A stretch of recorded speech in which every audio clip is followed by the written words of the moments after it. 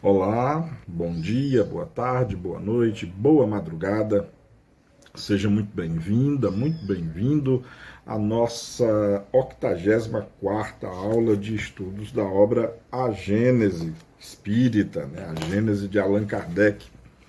Meu nome é Marcos Venício e eu convido você a passar aqui em média uma hora debatendo esses temas maravilhosos, né, doutrinários e científicos. Haja vista que o livro A Gênese, né, o último livro da codificação espírita, ele versa sobre assuntos científicos com a visão espírita também. A propósito, é válido lembrar, né, que a obra A Gênese ela é pautada em 3 pontos. Né? Ela tem por objetivo estudar ou debater 3 pontos. O primeiro deles, a Gênese propriamente dita, né, as origens.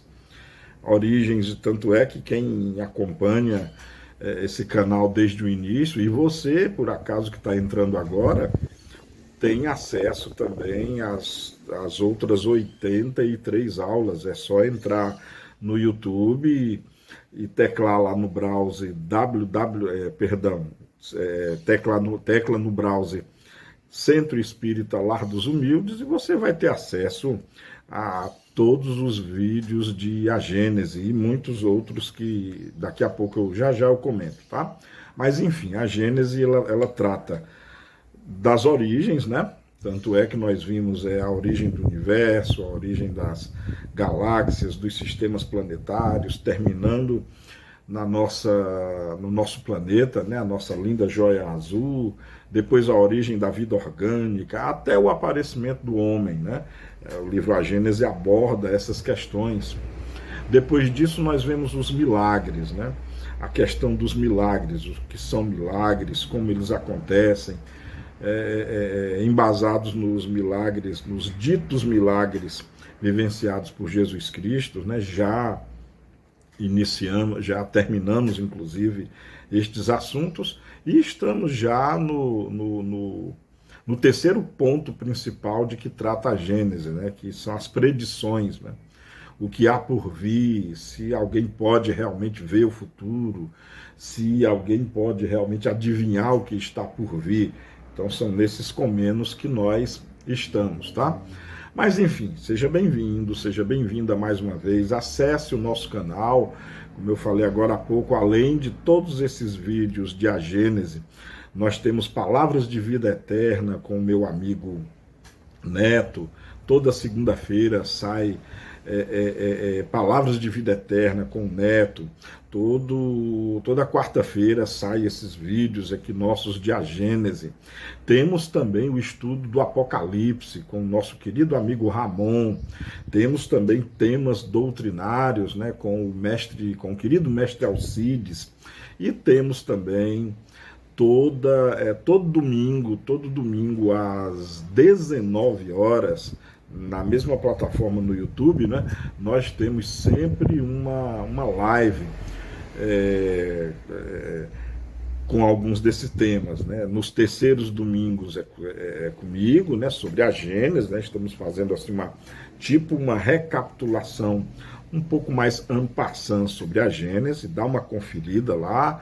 E aí tem o Ramon também, tem mestre Alcides, o Neto está presente sempre, e há às vezes também às vezes não, todo mês também tem um convidado, né? Um convidado para dissertar acerca de algum tema proposto. Vale a pena então dar uma olhada, valorizem o nosso canal, tá? Isso é muito importante.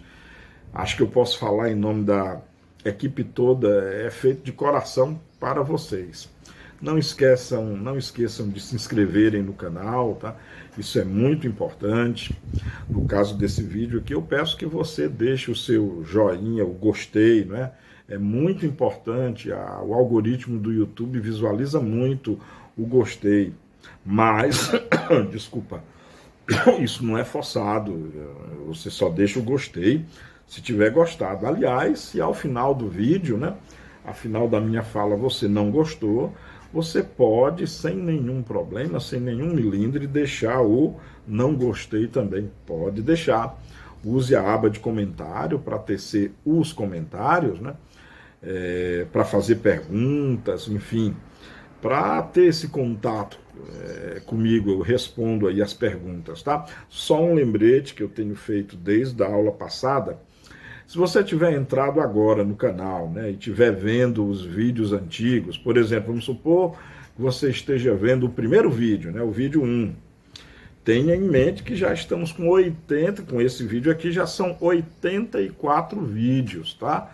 Não tem como eu ficar olhando para todos os vídeos todo dia para saber se tem alguma pergunta ou algum comentário. Então você faz o seguinte, você que está assistindo o primeiro vídeo, por exemplo, se você tiver um comentário, deixe o comentário nesse vídeo ou no vídeo mais recente que tiver no canal aí, no caso de A Gênese. E aí lá você diz, olha, você escreve na verdade, olha, eu queria fazer uma pergunta é tal. Pode fazer direto a pergunta e você diz a qual aula pertence essa pergunta, tá certo? Que aí facilita a nossa vida, a minha, a sua e a de todo mundo. Bom, vamos então dar continuidade à nossa videoaula aqui, na verdade, iniciar a videoaula de número 84. Estamos no capítulo 16, que é onde Kardec, né, onde Allan Kardec aborda a teoria da presciência, né? O que é presciência? Pré é antes, ciência, você ter ciência de algo antes que esse algo aconteça. E aí temos algumas teorias, aliás, tem essa teoria aqui que Kardec está abordando, que é justamente a teoria da presciência, que consta do capítulo 16 do livro A Gênese. E agora, nesse instante, dando continuidade a este capítulo, pois na aula passada já vimos os itens de 1 a 7, vamos dar continuidade agora com o item 8 do capítulo 16, onde Kardec escreve o seguinte: para compreendermos as coisas espirituais, isto é, para fazermos delas ideia tão clara como a que fazemos de uma paisagem que tenhamos ante os olhos, falta-nos, em verdade, um sentido. Exatamente como ao cego de nascença falta um que lhe faculte compreender os efeitos da luz, das cores e da vista sem o contato. Daí se segue que somente por esforço da imaginação e por meio de comparações com coisas materiais que nos sejam familiares, chegamos a consegui-lo. As coisas materiais, porém, não nos podem dar das coisas espirituais senão ideias muito imperfeitas, razão porque não se devem tomar ao pé da letra essas comparações e crer, por exemplo, que a extensão das faculdades perceptivas dos espíritos depende da efetiva elevação deles, nem que eles precisem estar em cima de uma montanha ou acima das nuvens para abrangerem o tempo e o espaço. Muito interessante essa dissertação do Allan Kardec, interessante mesmo, vou até sublinhar aqui como interessante.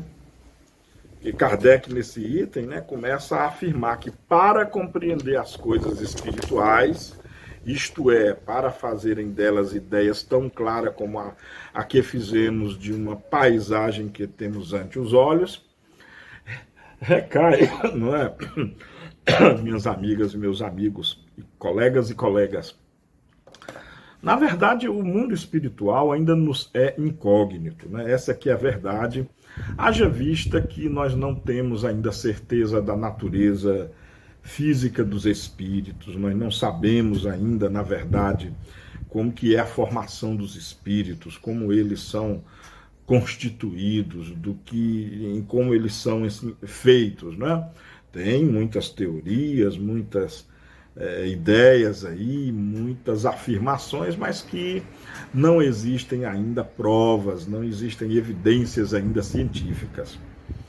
O mundo dos espíritos, pelo menos para mim, com muita honestidade para com todos vocês, e eu não posso deixar de ser honesto com vocês nem com ninguém, para mim o mundo dos espíritos ainda é o mundo das ideias, é um mundo real, sim, mas não é um mundo sólido, palpável como o nosso. Para mim, o mundo dos espíritos é o mundo das ideias, das sensações, das memórias, das emoções, isso sim. O espírito, para ter acesso às coisas, ele precisa encarnar. O espírito, para ter acesso à dimensão material, ele precisa passar pelo fenômeno da encarnação, ou reencarnação, como queiram, tá? Do contrário, no mundo dos espíritos, daí onde vem o termo mundo dos espíritos, em toda a codificação espírita, Kardec e muitos outros autores se referem a esse mundo como o mundo imaterial. Mas fica a questão, há alguma matéria no mundo espiritual? É algo que ninguém sabe, é algo que ninguém sabe ainda, essa é que é a verdade. Nesse livro, A Gênese, bem como nos 4 livros anteriores da codificação, né, a saber, o Livro dos Espíritos, o Livro dos Médiuns, o Evangelho segundo o Espiritismo e o Céu e Inferno ou a Justiça Divina, cada uma dessas obras trata da questão dos espíritos e do mundo espiritual de uma maneira muito pragmática, no sentido de que os próprios espíritos nolodizem aquilo que eles vivenciam, aquilo que eles sentem, como que é um pouco da vida deles no dito mundo espiritual, mas não temos assim uma evidência física, não temos ainda como a gente diz em física, não existem medidas ainda de comprimento, largura, altura, profundidade, densidade, massa, nenhuma dessas variáveis físicas que atestam o quanto ou como da existência de uma entidade. Entendam o que eu estou dizendo. Eu não duvido da existência dos espíritos, eles existem sim. Eu teço esses comentários porque a literatura espírita, não a doutrina espírita, tá? E que fique bem claro, é muito importante você que está me ouvindo agora, fique bem claro que doutrina espírita, o que é doutrina espírita? São esses 5 livros que eu acabei de aludir aí, tá? De descrever, ou seja, do Livro dos Espíritos até o livro A Gênese, esse livro que nós estamos estudando, tá? Então esses 5 livros, Livro dos Espíritos, Evangelho segundo o Espiritismo, perdão, eu quero falar pela ordem de publicação, tá? Livro dos Espíritos, Livro dos Médiuns, Evangelho segundo o Espiritismo, Céu e Inferno ou a Justiça Divina e a Gênese. E aí você adiciona os 12 volumes dos jornais de estudos psicológicos, ou mais propriamente dito, conhecido como a Revista Espírita. Então, os 12 volumes da Revista Espírita, que vão aí de 1858 até 1869. E aí, que mais que nós temos? O que é Espiritismo? A obra Viagem Espírita de 1862 e a obra Obras Póstumas. Pronto. Esse conteúdo que eu acabei de descrever é a doutrina espírita. A doutrina espírita está formada nesse conteúdo. Toda outra literatura, principalmente a psicografada por Chico Xavier, que é muito numerosa, né, ditada por André Luiz, por Emmanuel. Aí tem as obras psicografadas pelo Divaldo Pereira Franco, né, do Manuel Filomeno de Miranda, da Joana de Ângeles, aí tem a obra da dona Ivone do Amaral Pereira, enfim, todas essas obras são obras coadjuvantes, são obras paradidáticas, não compõem a doutrina espírita basilar. E, por favor, não me mande para a fogueira, não estou desfazendo dessas obras, não. Eu só estou separando o que é doutrina oficial, ou seja, aquela doutrina específica publicada por Allan Kardec, e literatura espírita, tá? Só estou dividindo isso. E se você não concorda comigo, você vai ter que discordar do próprio Allan Kardec, porque é ele mesmo quem define o que é doutrina espírita. Tá na introdução para qualquer dúvida que você tiver sobre isso. Eu aconselho você a dar uma releitura na introdução de A Gênese. Esse mesmo livro aqui, ó. Dá uma relida na introdução, antes do capítulo 1. Dá uma relida na introdução de o livro A Gênese. E também uma outra dica, reveja a aula 1. Reveja a aula 1 dessa série de aulas, que aí você vai entender bem do que eu estou falando. Tá certo, então? Então, nesse primeiro parágrafo aqui do item 8, fica patente que nos faltam propriedades, no caso da dimensão material, nos faltam propriedades patentes para que nós possamos vislumbrar o mundo espiritual. Eu penso, sabe, com muita pouca dúvida, de que o mundo espiritual, do nosso ponto de vista, ou pelo menos do meu ponto de vista, ele é muito acessível pela ideia, pelo raciocínio, pela mente, e nada mais justo, já que do mundo material, cá estamos. Você que está me ouvindo e me vendo agora, você está no mundo material, tá? O mundo material é real? Do nosso ponto de vista também. E não se pode duvidar do mundo espiritual. O mundo espiritual também existe. Só que ele é pautado por regras e por contextos diferentes, que nós não temos ainda tanta consciência assim deles. Quer ver um teste? Quer ver um teste? Se eu fizesse a seguinte pergunta, eu já fiz várias vezes essas perguntas aí em sala de aula, nos cursos de capacitação aí, na época que ainda era presencial, né? A propósito, quanto a isso, tenham calma, está retornando, as coisas estão começando a normalizar, eu espero, né? Muito embora, abrindo um parêntese a esse respeito, eu acho precipitado a abolição do uso de máscaras. Eu, pelo menos, continuo usando as minhas máscaras, continuo usando, sim, tanto no ambiente externo e principalmente em ambiente interno, tá? Eu continuo usando a máscara e acho que quem for esperto, quem for minimamente inteligente, vai continuar usando a máscara, tá? A pandemia não acabou ainda, nós não estamos livres ainda da Covid-19, portanto, o vírus SARS-CoV-2, com todas as suas mutações, continuam circulando por aí. E eu ainda acho, sendo muito sincero, uma tremenda irresponsabilidade abolir o uso da máscara, tá? Eu continuo usando, mas essa é a minha opinião, tá? Eu não quero falar por mais ninguém, não. Estou falando só por mim mesmo, tá legal? Bom, então, nesse primeiro parágrafo do item 8, Kardec deixa patente essa abordagem do tempo e no espaço, da faculdade que nós teríamos ou não de compreender as coisas espirituais. E aí ele continua, ele prossegue no segundo parágrafo, escrevendo assim: tal faculdade, ou seja, essa faculdade de perceber o mundo espiritual, né? Tal faculdade lhes é inerente ao estado de espiritualização, ou, se o preferirem, de desmaterialização. Quer isso dizer que a espiritualização produz um efeito que se pode comparar, se bem muito imperfeitamente, ao da visão de conjunto que tem o homem colocado sobre a montanha. Esta comparação objetivava simplesmente mostrar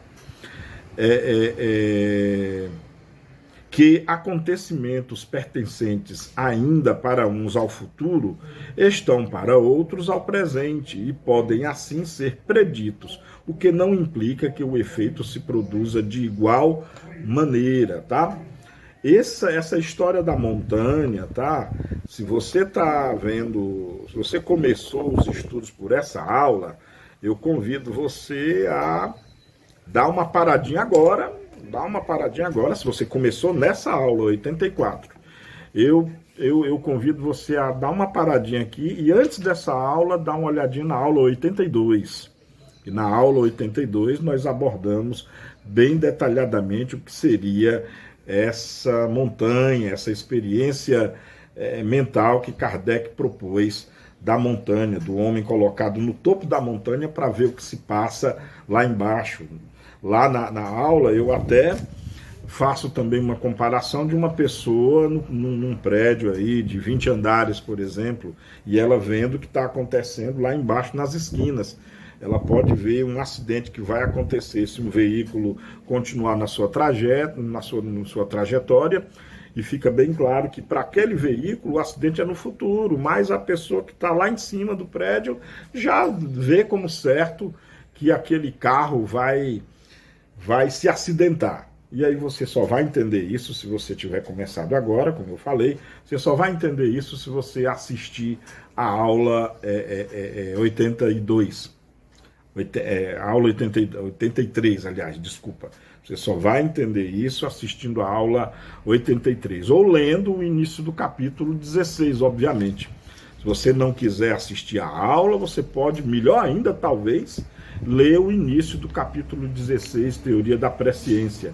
Lê lá dos itens de 1 ao 7, que está lá muito bem explicado por Allan Kardec, essa história da experiência da montanha.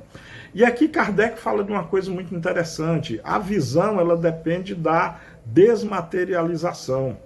E é claro, quando você é muito materializado, quando você só enxerga por esses olhos aqui, e Jesus já deixou muito claro quando ele dizia: quem tem olhos de ver, que veja, quem tem ouvidos de ouvir, que ouça.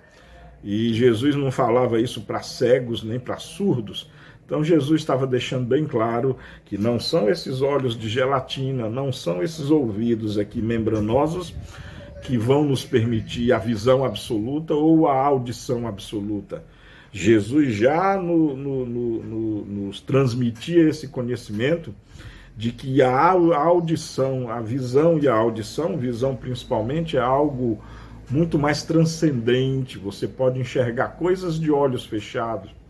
Você pode enxergar coisas desprezando esses olhos de gelatina. É só dar uma olhadinha, uma relembrada lá no Livro dos Espíritos, nos fenômenos da dupla vista, nos fenômenos do êxtase, nos fenômenos do sonambulismo. É só dar uma observada nesses fenômenos para se ter uma ideia mais clara do que eu estou dizendo. Então, é um processo de espiritualização.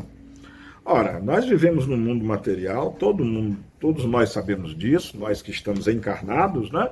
Todo mundo sabe da lida do dia a dia, cada um aí que está me ouvindo, cada uma sabe das suas próprias dificuldades ante a vida, né? É dificuldade para o pão de cada dia, ou seja, é dificuldade para pagar as contas, é dificuldade para comer, é dificuldade para alimento, e nesses dias, né, que tudo está ficando mais caro, todo mundo, eu acho que está a par aí do que está acontecendo no mundo, né? A propósito, estou gravando esse vídeo numa manhã de quarta-feira, 20 de abril de 2022, né? O Brasil com seríssimos problemas econômicos, né?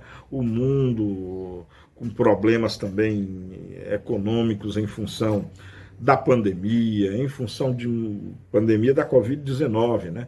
Em função de drásticas mudanças climáticas, a propósito, provocadas pelo próprio homem, em função da guerra na Ucrânia, né? Do ataque que a Rússia fez à Ucrânia, e aí essa guerra que já está durando aí, quando você estiver assistindo esse vídeo, já está aí para quase 60 dias ou mais, ou seja, quase 2 meses já de guerra, e os impactos econômicos a nível global têm saltado aos olhos, e aqui no Brasil também, né? E em função de outras coisas que eu não quero falar, como problemas de política, governo, eu não vou entrar nesse mérito, tá? Até porque só desgasta. Mas, enfim, cada um de nós, eu acho que deve ter muita consciência do mundo em que está vivendo e dessas condições. Bom, se você foca só nisso, a sua visão será nisso. Mas se você entende que além de tudo isso, ou melhor dizendo, por trás de toda essa trama, há o que nós chamamos de mundo espiritual, que é o mundo das ideias, é o mundo das emoções, o mundo das sensações, o mundo dos sentimentos, o mundo de uma visão mais profunda. E isso, para se atingir esse mundo, para se atingir esse tipo de dimensão, realmente requer reflexões, requer meditação, requer orações, período. Como é que está, se eu perguntasse assim, como é que está sua prática nas preces? O dia tem 24 horas, né? Todo mundo sabe disso. E nós sabemos também que essas 24 horas nós precisamos dividi-las em períodos, né? Você tem que tirar dessas 24 horas, tem que tirar um tempo para dormir, tem que tirar um tempo para alimentação, tem um tempo do trabalho, tem um tempo de deslocamento, tem um tempo da diversão, e deve ter o tempo dos estudos também. E eu não estou falando daqueles estudos assim impostos assim pela sociedade e pela necessidade que temos de desenvolvimento intelectual, né? Estou me referindo ao estudo acadêmico, ao estudo escolar. Além desse estudo, se você é espírita, por exemplo, ou na verdade, se você comunga de qualquer outra fé filosófica, principalmente, você tem que estudar. Então, nós que somos espíritas precisamos dedicar tempo aos estudos. Lembra dessas obras que eu falei, como sendo as obras fundamentais da doutrina espírita, como sendo a base da doutrina espírita? Estamos estudando essas obras ou estamos estudando outras coisas antes de estudar a base? Eis uma questão que é interessante que cada um faça e responda a si mesmo. Deixe aí nos comentários o que você acha sobre isso, mas só se você quiser, na verdade, tá bom? Então tem um tempo para os estudos e tem um tempo para a prece. Quanto tempo você está dedicando para fazer prece ao longo do dia? Será que juntando as preces que você faz ao longo do dia, dá pelo menos 10 minutos de prece? Ou seja, de 24 horas você consegue tirar pelo menos 10 minutos para fazer prece?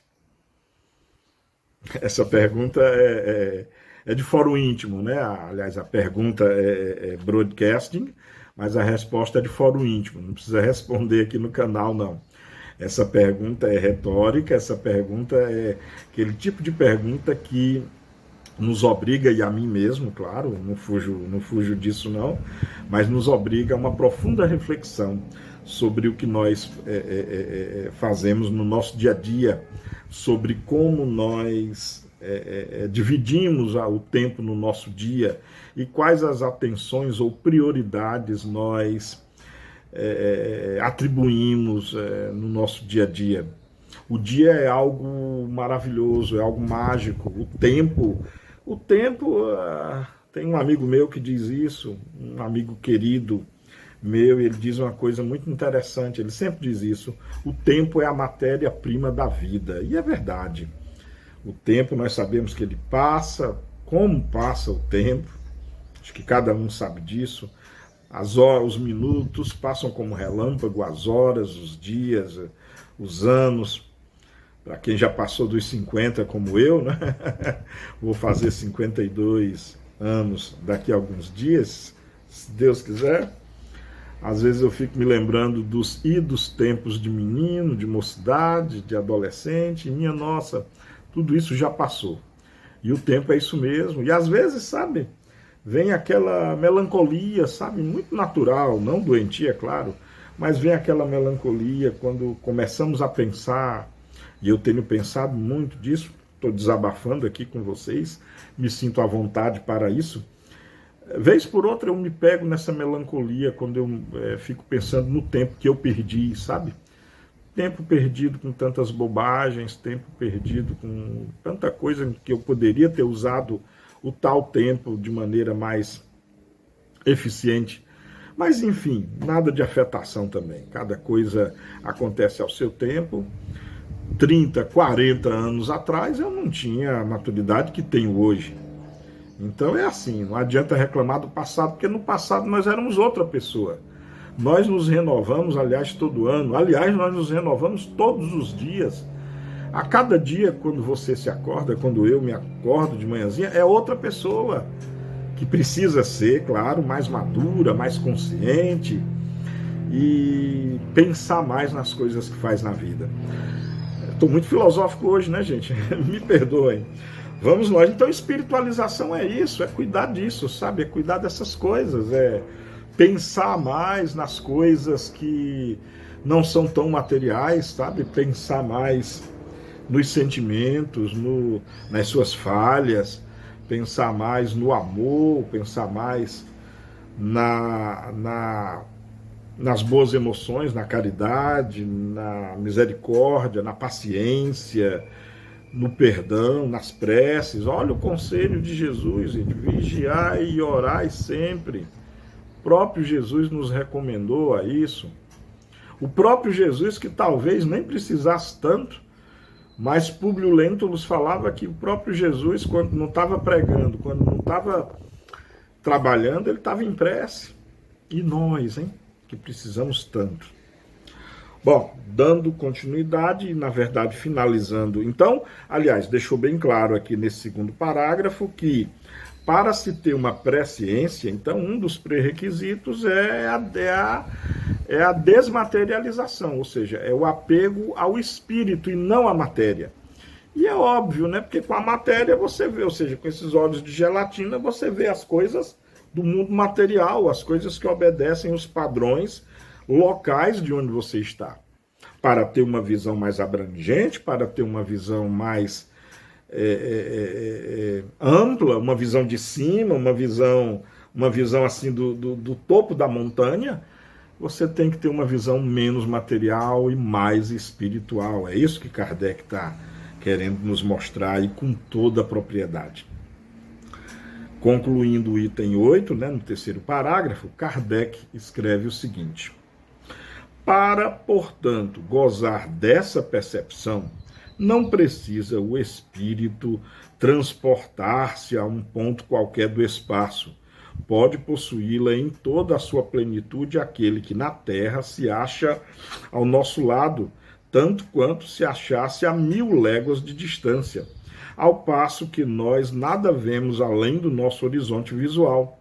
Não se operando a visão nos espíritos do mesmo modo, nem com os mesmos elementos que no homem, muito diverso é o horizonte visual dos primeiros. Ora, é precisamente esse o sentido que nos falece para concebermos o espírito ao lado do encarnado é como o vidente ao lado do cego. Olha que coisa interessante, eu vou repetir esse finalzinho porque ele é muito importante. Olha só. Não se operando a visão nos espíritos do mesmo modo, ou seja, os espíritos não veem como nós vemos, porque os espíritos não possuem olhos, não possuem globos oculares, não possuem um cérebro que processe a visão. Olha como Kardec era muito assertivo, muito realista. Não se operando a visão nos espíritos do mesmo modo, nem com os mesmos elementos que no homem, visto que os espíritos não possuem mais um corpo físico, portanto, como eu acabei de dizer, não possuem mais olhos. Muito diverso é o horizonte visual dos primeiros, ou seja, dos espíritos. Ora, é precisamente esse o sentido que nos falece para o concebermos.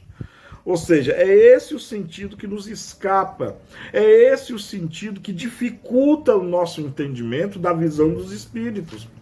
Porque nós só enxergamos através desses olhos de gelatina. Alguns de nós precisam de lente, né, como essas aqui, para poder enxergar. E nós só enxergamos aquilo que está a pouca distância de nós. A visão ainda é embotada pela matéria. Já os espíritos não. A visão deles é muito mais ampla, já que a visão deles não se, grosso modo, que eu vou falar aqui é teórico, o próprio Kardec atesta isso como teórico, né? Mas a nossa visão é baseada, por exemplo, na reflexão da luz. Por que você está me vendo, está vendo essa prateleira aqui atrás de mim?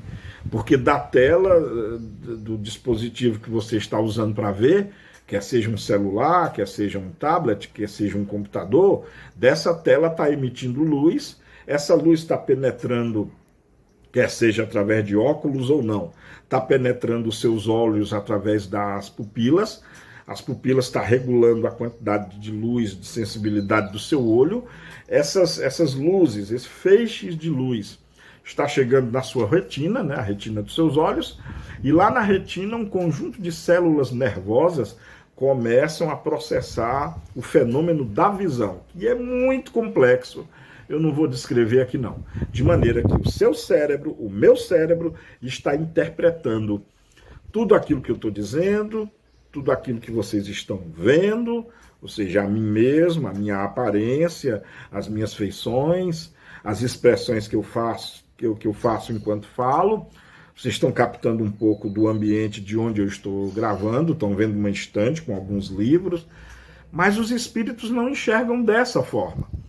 Porque, até onde se sabe, por não ter olhos, a maneira com que o espírito, vamos falar assim que eu acho que é mais apropriado, a maneira com que os espíritos processam a luz para poderem ver é localmente de uma maneira diametralmente diferente da forma com que nós vemos. É isso que Kardec está escrevendo e é corretíssimo, é exatamente isso. Ah, Marcos, mas e como é então que os espíritos veem? Bom, se você estiver me perguntando como os espíritos veem a física por trás dessa visão, eu não faço a menor ideia. Eu duvido que alguém o faça, porque em nenhuma literatura vem especificado qual é a mecânica que o espírito utiliza para isso. Eu até tenho uma teoria, acho que já falei aqui. Vou exibi-la de novo, de maneira muito resumida. Acredito eu que o espírito puro, quando eu digo espírito puro, não tem a ver com hierarquia moral, tá? O espírito puro que eu estou falando aqui é o espírito que já se desvencilhou da matéria, o espírito desencarnado. Então, na minha opinião, como é que ele vê, tá? Ele vê através do perispírito. Como vocês sabem, as pesquisas têm levado a entender o perispírito como um campo, uma espécie de campo de energia. E essa espécie de campo de energia vai entrar em ressonância com a energia ambiente. E essa energia ambiente, principalmente no arcabouço das energias eletromagnéticas, que a luz é uma dessas formas, mas não só a luz, né? Ondas de rádio, ondas de TV, ondas de satélite, raios cósmicos, radiação térmica, muitas ondas vindas de outros mundos, tudo isso é energia. O perispírito, por ser um campo energético também, ele pode muito bem entrar em ressonância com alguns padrões de energia e assim perceber, captar essas energias e assim processá-la. Em resumo, é isso.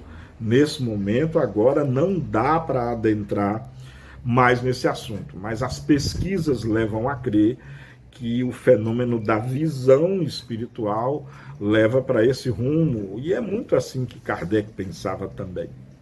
Ok? Você tem alguma outra teoria? Você tem alguma outra explicação para a visão do espírito? Se você tiver, deixe aí nos seus comentários, tá legal? É muito importante o que você acha. Se você tiver uma pergunta também para fazer sobre isso, pode fazer. Inclusive, acho que nós já temos comentado aqui há algumas aulas atrás da possibilidade de um curso nesse formato, né, pela internet, um curso sobre perispírito.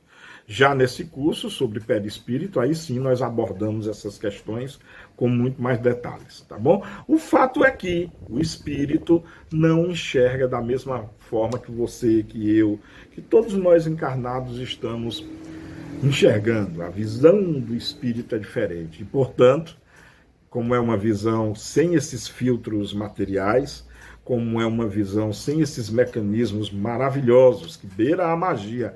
Acredite, se algum dia você for estudar o mecanismo da visão, é algo extraordinário, de complexo e lindo, e funciona. Olha, você fecha o olho, abre e já funciona, você já vê as coisas e isso é mágico.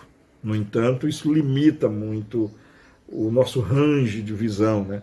A visão humana, ela alcança uma janela eletromagnética muito pequena mesmo. E a visão espiritual, eu não digo que seja ilimitada, e até o é, mas aí vai depender da natureza do espírito, mas o simples fato de o espírito desencarnar, esse range já se abre sobremaneira e com certeza o espírito já livre da matéria, vendo não mais através desses olhos de gelatina, ele já vê muitas outras coisas, tá? A propósito, eu costumo usar esse termo olhos de gelatina, é porque o nosso globo ocular tem uma parte dele que é o humor vítreo, chama-se humor vítreo, que é composto de uma gelatina mesmo, de uma gelatina cristalina, daí o nome humor vítreo, que é uma parte gelatina, que ela precisa ser gelatinosa para a curvatura do olho fazer o foco da visão. A gente que já está depois dos 50,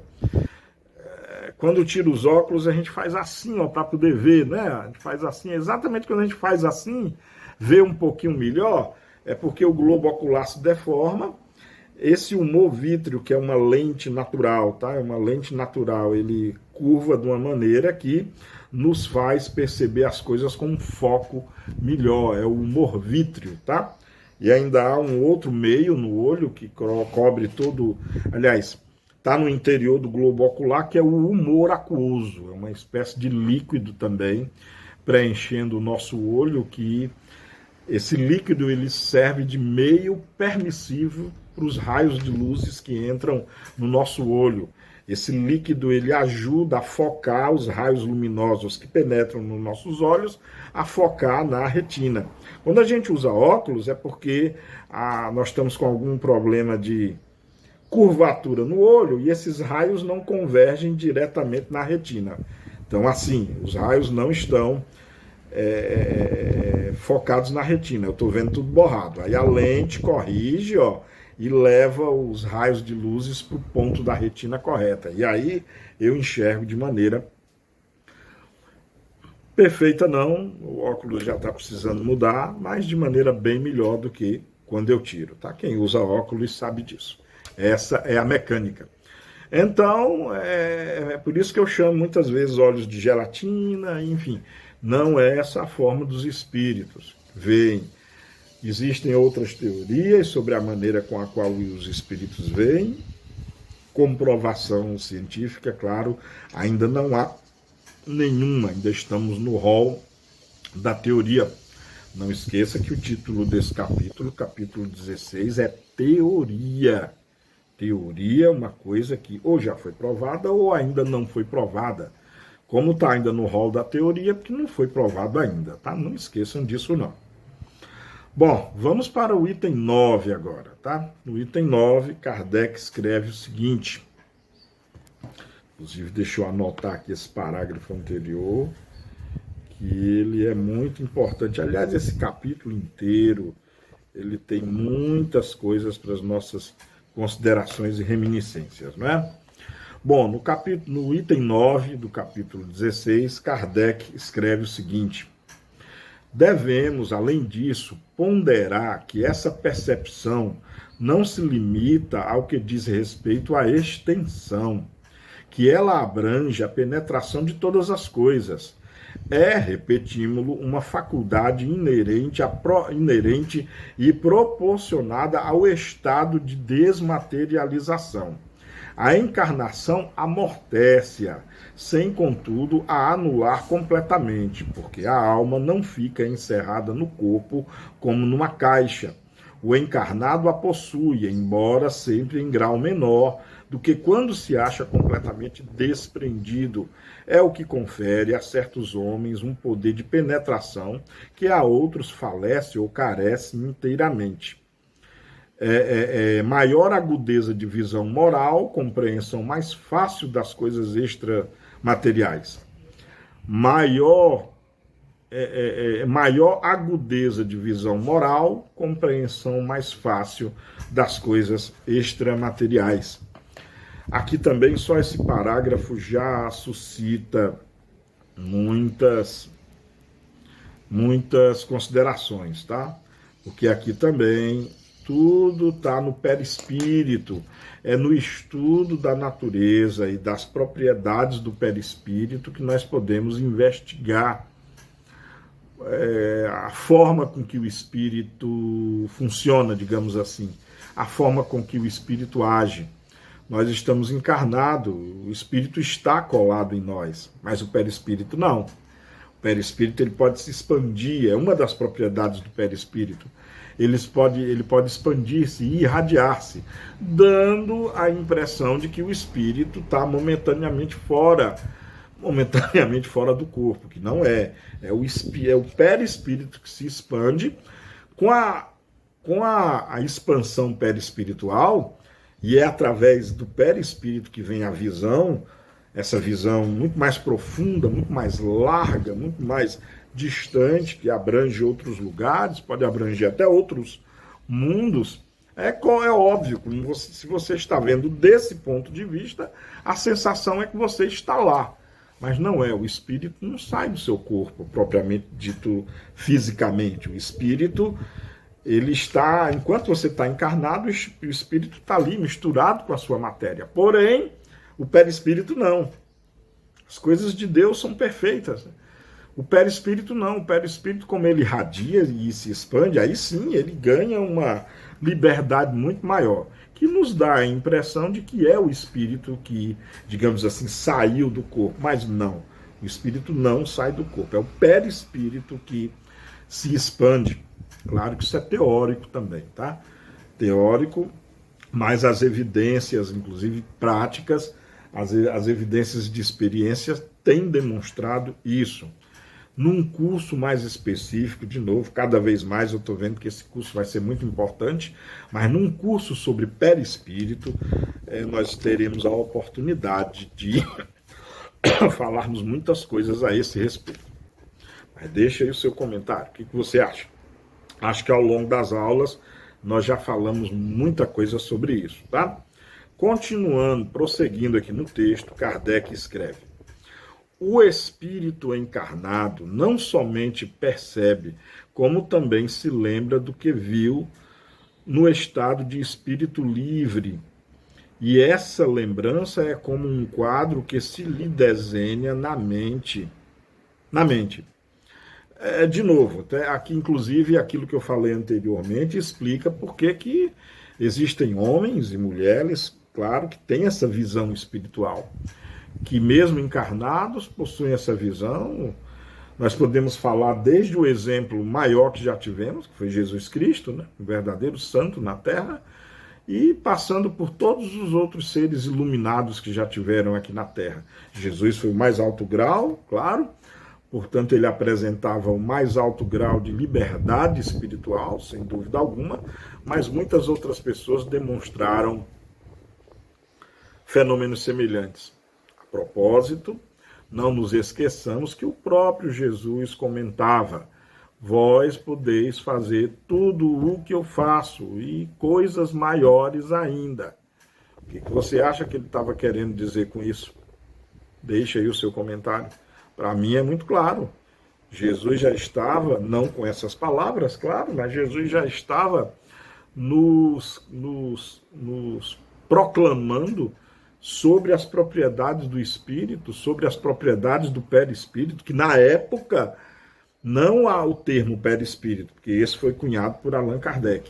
Mas na época, há mais de 2000 anos atrás, o conceito de perispírito já estava na cabala judaica, ou seja, os judeus já compreendiam o conceito de perispírito, os egípcios já tinham esse conceito, os caldeus, uma civilização anterior aos egípcios, já tinha também esse conceito. Então, Jesus se aproveitou muito já do conhecimento da época para transmitir também muitas coisas, tá? Então é claro que um homem comum, uma mulher comum pode exibir esses fenômenos de visão à distância. E Kardec está dizendo aqui qual é o pré-requisito para isso: espiritualização, vivência do mundo espiritual, preces, manutenção da moral, procurando ser uma pessoa de qualidades morais e menos qualidades materiais. Hoje se preocupa muito com o corpo, né? Se está gordo, se está magro, se está musculoso ou não. As academias aí estão cheias, e é bom cuidar do corpo também, claro. Mas como seria bom se cuidássemos do espírito, pelo menos no mesmo grau de importância que cuidamos do corpo, para quem cuida, né? Pensem nisso, o que você acha disso? Prosseguindo aqui, no segundo e último parágrafo do item 9, Kardec escreve o seguinte: o espírito encarnado não somente percebe, como também se lembra do que viu no estado de espírito livre. Lembrando que essa liberdade é indireta, né? É o perispírito que se expande, dando a sensação de que o espírito está livre, tá? E essa lembrança é como um quadro que se lhe desenha na mente. Na encarnação, ele vê mais vagamente, como através de um véu. No estado de liberdade, vê e concebe claramente. Esse estado de liberdade só ocorre após o desencarne, que é o único fenômeno que de fato desliga o espírito da matéria, é o desencarne. Enquanto você não morrer, enquanto você não desencarnar, seu espírito está assim intrinsecamente ligado à matéria. Não esqueça disso, tá?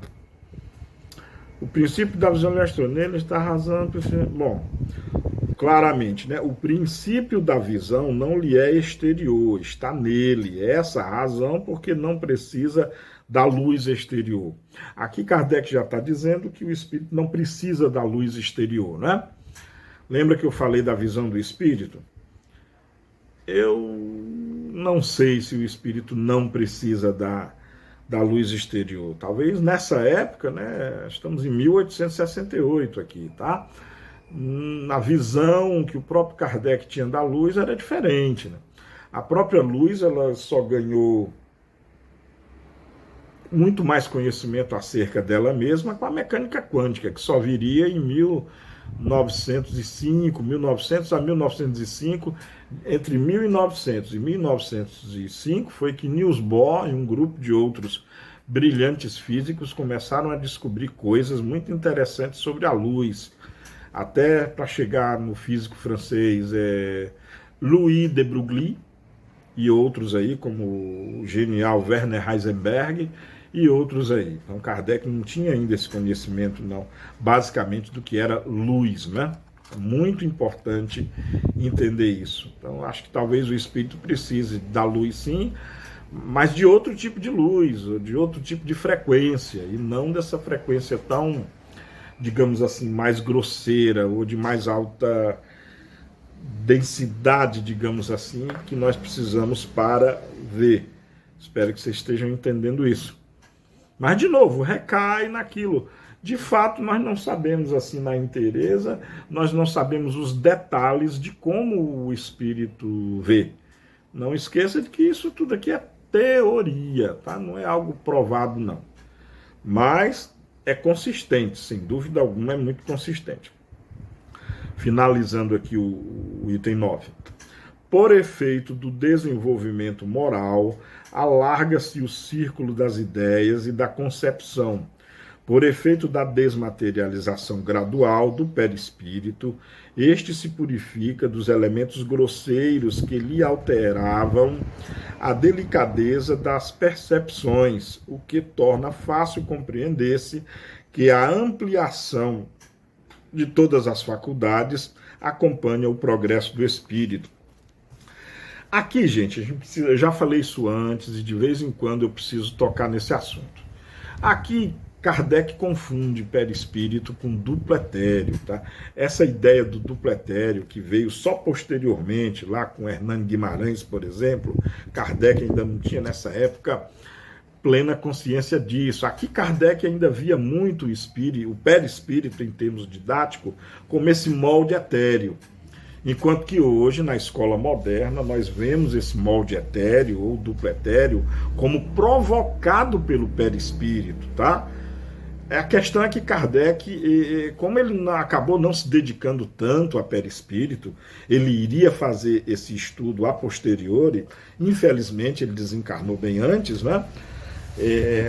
O livro que nós estamos estudando, ele foi publicado no dia 6 de janeiro de 1868. Kardec desencarnaria um pouquinho mais de um ano depois, né, no dia 31 de março de 1869, ele desencarnaria. Aliás, 11 meses depois, praticamente, né? Então, não, um pouquinho antes, pouquinho, é menos de um ano realmente. Então, ele teria desencarnado, ele desencarnou e aí não pôde fazer o estudo mais aprofundado sobre perispírito. Daí algumas dissertações dele não se encaixam com os estudos modernos acerca de perispírito. Por favor, não me joguem na fogueira, não atirem pedra em mim. É estudo científico, tá? Existe a escola clássica de perispírito, se você quiser pertencer a ela, não tem problema nenhum, mas existe a escola moderna de estudo do perispírito, a qual eu mesmo faço parte enquanto pesquisador, e eu fico na escola moderna. Ah, isso é dizer de Kardec? Claro que não, gente, é óbvio que não. Kardec, acima de tudo, era um homem da época dele, que estava submetido à época dele.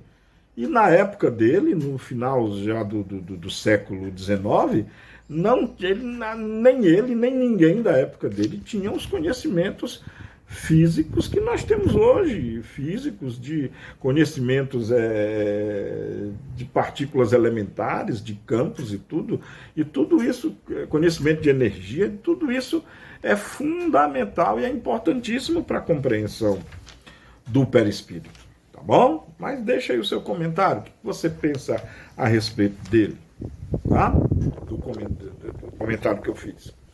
E para encerrarmos a nossa aula, vamos encerrar no item 10 do capítulo 16, que Kardec escreve o seguinte, mas o que fica patente é isso, tá? Moralidade é espiritualização. Isso é ponto que ninguém discute, em escola alguma. Quer seja a escola de 2000 anos atrás, quer seja a escola da época de Kardec, quer seja a escola dos tempos de hoje. Isso ninguém briga. Espiritualização é necessário. Ou seja, ter consciência de que vivemos no mundo material, sim, precisamos das coisas materiais, mas precisamos nos espiritualizar. E qual é o melhor caminho, Marcos, se alguém quiser perguntar? Qual é o melhor caminho para a espiritualização? Vivenciar Jesus, simples assim. Lembram da música do padre Zezinho? Amar como Jesus amou, viver como Jesus viveu, pensar como Jesus pensou, agir como Jesus agiu. Não sei se é direito essa letra não, mas é mais ou menos por aí. É mais ou menos dessa forma que se vivencia o mundo espiritual, é mais ou menos dessa forma que começamos a entrar em processo de desmaterialização.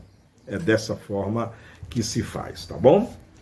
Bom, gente, eu vou deixar então o item 10 para a próxima aula, porque já estamos chegando já em 1 hora, e se eu for ler o item 10 aí para comentar, vai ultrapassar, e eu estou tentando padronizar as aulas em 1 hora, porque eu sei que 1 hora já é muito tempo, é cansativo, eu sei até que desencoraja muita gente a ver o vídeo. Hoje em dia, a gente percebe que os vídeos estão cada vez mais curtinhos, achei que todo mundo já vive naquela vida atribulada, naquela vida de muitos afazeres, e eu sei que parar por 1 hora para ver e ouvir um vídeo, principalmente assim com essa voz tosca e esse jeitão desengonçado meu, eu sei que talvez não seja muito agradável não, tá? Então eu vou parar por aqui, vamos deixar o item 10 para a aula 85. Muito obrigado então a você que ficou até agora, muito obrigado, meu sentimento de gratidão enorme. Me perdoe aí por alguma falha que eu tiver cometido, se você não concordou com alguma ideia minha, não tem problema nenhum, eu não tenho pretensão de agradar a todos e todas, quem sou eu, né? Quem sou eu para isso? Mas deixa aí o seu comentário, eu posso não ter agradado você, posso às vezes dizer algo que você não concorda, mas eu digo com muito amor, com muito carinho, com muito respeito, e é dedicado a você que me acompanha, tá bom? Então, não se esqueça de se inscrever no canal, deixe o joinha aí, é muito importante se você gostou, mas se você não gostou, deixe o não gostei, não tem problema nenhum. Use a abas de comentário aí para você tecer suas críticas, comentários, elogios, se você achar que eu mereço. Mas, para mim, eu só tenho a agradecer por você ter ficado, por você ter escolhido esse canal aqui para ficar, tá bom? Espero que você acompanhe as próximas aulas. Enfim, se tiver dúvida, deixe aí, tá? Nos comentários. Cuide-se, tá? Cuide-se, a pandemia não acabou, cuidado, não deixe de usar máscara, não. Como eu falei, eu acho muito precipitado da parte do governo ter liberado, mas não vou entrar nesse mérito, não. O governo liberou o uso de máscara, mas não é proibido usá-la, não, tá? Eu continuo usando, tá bom? Beijo no coração. Compartilhe esse vídeo aí com seus grupos, tá? De casa, no trabalho, da escola, da faculdade. Mande para sua lista de amigos aí, mas claro, só se você quiser. Obrigado pelo prestígio. Mais uma vez, um beijo no coração e, mais importante, tá? Um dia nós vamos conseguir amarmos uns aos outros como Jesus nos amou. Até a próxima. Tchau.